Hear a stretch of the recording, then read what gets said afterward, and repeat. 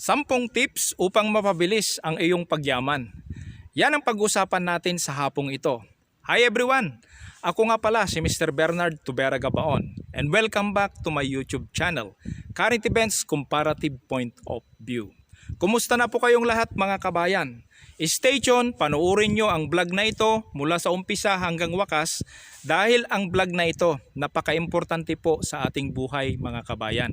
Lalong-lalo na mga kabayan, yung nasa extreme poverty at yung mga taong nasa poverty line at sa mga kagaya kong nasa middle class.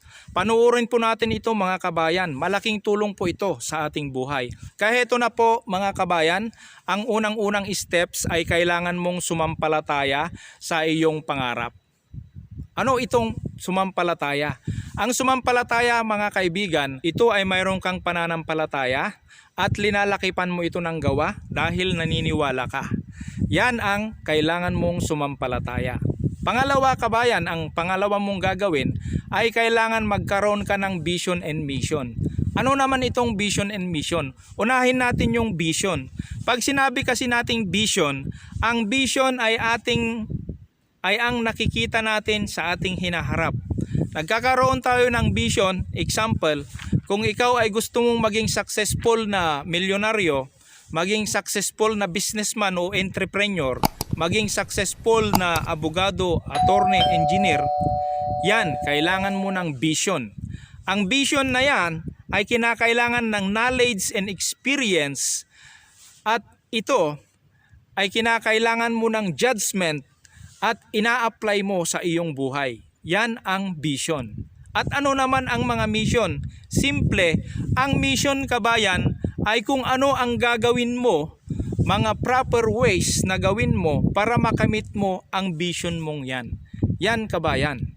At ang pangatlo mong gagawin kabayan, kinakailangan mo ito dahil napaka-importante. Ito ay kailangan mong mag-set ng concrete goal. Ano naman itong concrete goal? Ang concrete goal, ito na yon. Kung ang gusto mo ay maging abogado, kailangan within sa 8 years na yan, kung ikaw ay nasa grade school pa lang, halimbawa grade 12 ka, 8 years yan. Pero kapag nagtapos ka na ng college ng 4 years, 4 years na lang yan. Kukunin nating example yan, sa 4 years na yan, iset mo yung concrete goal mo. Halimbawa, gusto mong pumasa ng bar within 5 years from now kung ikaw ay first year college sa law. Ayan, concrete goal yan. At mayroon kang specific time within 5 years. Kaya ang example ng concrete goal. Pwede mo ring gawin yan sa iyong mga pangarap. Kung ikaw ay gusto mong maging isang successful na entrepreneur o successful na businessman o kaya gusto mong maging successful na OFW, pwede yan. At ito ang susunod kabayan, ang pang-apat ay kailangan mong lagyan na ng aksyon ang iyong mga vision and mission at mga pangarap dahil gusto mo ngang mapabilis ang iyong pagyaman. Kailangan mo dito ng matinding aksyon at during the course of your action, kailangan open-minded ka. Dito, kung businessman ka, kung nagraran na yung business mo, kung ongoing ka na sa iyong studies, kahit kung abogado ka man, doktor o engineer, dito hindi malayong mangyari, ma-failed ka. At lagi mong tandaan, pag na-failed ka, nadapa ka, bangon agad kabayan. Huwag mong dibdibin yung pagka-failed mo. Isipin mo, failure is a part of success. Paulit-ulit yan na sinasabi ko dahil yan ang totoo.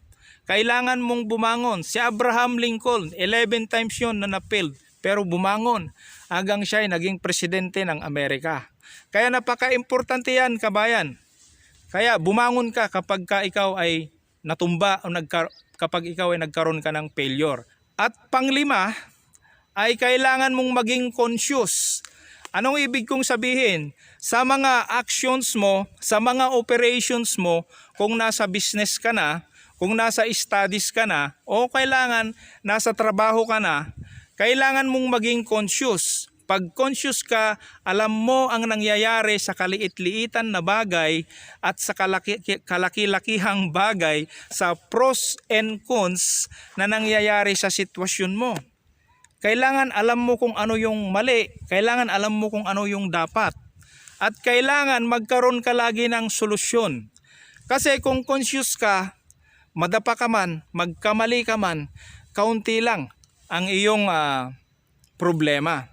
Dahil handa ka handa kang magkaroon ng solusyon kapag ikaw ay laging conscious. Kapag alam mo ng mali, huwag mo nang gagawin. Kapag alam mo namang tama, ipurso mo.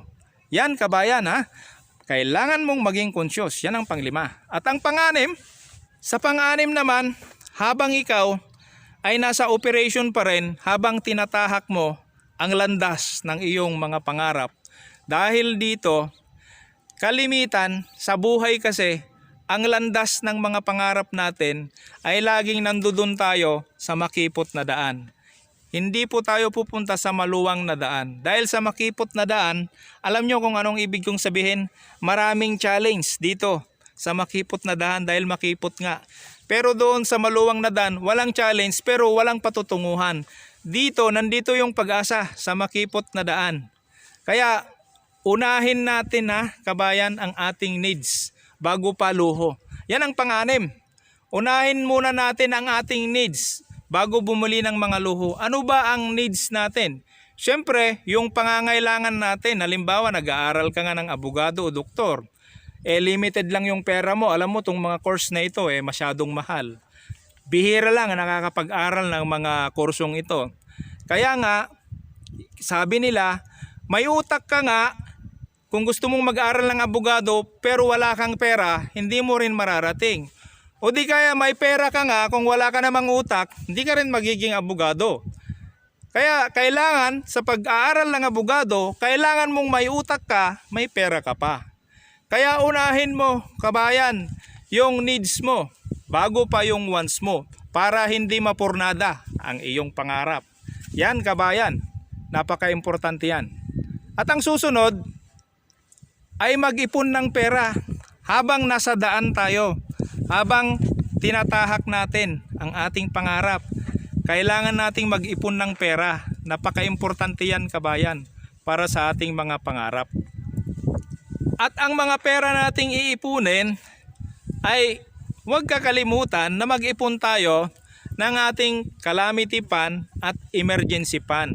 Lalo na ang pinag-usapan natin dito ay tayong mga nasa mahirap na pamilya o di ka nasa extreme pa na pinakamahirap na pamilya at yung mga nasa middle class na kagaya ko dahil nagsusumikap nga tayo na mag-aral. Kaya kailangan natin ang mga ito. Kailangan pa rin natin mag-ipon ng pera para kung dumating man yung mga pagsubok sa ating buhay ay hindi tayo basta-basta maapektuhan. Gayahin natin ang langgam. Yung langgam laging nag-iipon yan. Kaya kung ikaw ay laging nag-iipon, may mga problema man, may mga bagyo man, hindi ka masyadong maapektuhan. Kaya yan kabayan. At ang susunod ay mga kabayan, ang susunod ay para ito sa mga investor at sa mga businessman o kahit sa mga nag-aaral, pwede mong i-reinvest yung mga income mo. Anong significance nito? Kung may income ka, i-reinvest mo, paikutin mo ang iyong pera para bumilis ang iyong pagkolekta ng mga income. O kung ikaw naman ay nag-aaral, kapag kaya na perfect mo yan, yung iyong exam, o di kaya isa lang ang mistakes mo, reviewin mo yan. Para sa susunod mo, kung mayroon kang long quiz, o may periodical ka, o kung may final exam ka, easy na lang. Kasi re-review mo na lang, kasi naumpisahan mo na. Yan kabayan. At ang susunod, napaka-importante itong susunod kabayan. Dahil ito ay kailangan mo kahit ikaw ay nasa pinaka-extreme poverty, nasa poverty line o lalong-lalo na tayo na nandito sa middle class, kailangan mag-invest tayo sa ating education. Take note mga kabayan, mga kapwa ko Pilipino na nasa mahirap at sa pinakamahirap, hindi lang po yung edukasyon na sinasabi dito ay yung pumunta ka doon sa eskwelahan. Sa eskwelahan hindi tinuturo doon kung paano umasenso sa buhay. Mag-research ka sa internet, kabayan. Maraming nagtuturo dyan kung paano umangat, paano umasenso sa buhay. O di kaya sa Google, magbasa kaya dyan, kabayan, at sumampalataya ka sa binabasa mo para lagyan mo yan ng aksyon. Tiyak, aasenso ka, kabayan. At ang panghuli, kabayan, ay napaka-importante ang panghuli. Siguro ang panghuli, ito yung pinaka-importante sa lahat. Dahil ito ay isang parte ng ating buhay na hindi natin matakasan. Ito ay ang pagtulong sa mga mahihirap at pagtulong sa ating church kung saan ka man nagsumisimba. Kailangan mong tulungan, kabayan, dahil ang buhay ay mayroong temporal at mayroong eternal life. Kaya yan, kabayan, dito kailangan mong tumulong sa mga mahihirap sa abot ng iyong makakaya. At ganun din sa church, kailangan mong magbigay ng offerings. Kung kaya mo ng tithings, magbigay ka. Otherwise, yung mga perang yan ay itutulong sa gawain ng Panginoon. Kaya, kabayan, sana ang vlog na ito ay nakatulong sa inyo. At sana huwag kayong magsawang suportahan ang aking vlog, ang aking YouTube channel, Bernard T. Gabaon YouTube channel. Sana suportahan nyo po ako lagi. And shout out sa inyong lahat, mga kabayan, sa mga subscribers ko at sa mga mag-view nito at sa lahat ng mga kapwa ko Pilipino, mga Ilocano, mga taga Ilocos Sur at Canton. Shout out po sa inyong lahat. Ako po si Mr. Bernard Tubera Gabaon. And don't forget mga kabayan, to subscribe this channel and hit mo the notification bell. At don't forget to likes, share, and mag-comment ka at sasagutin kita. Ako po si Mr. Bernard Tubera Gabaon ng Candon City. God bless you po.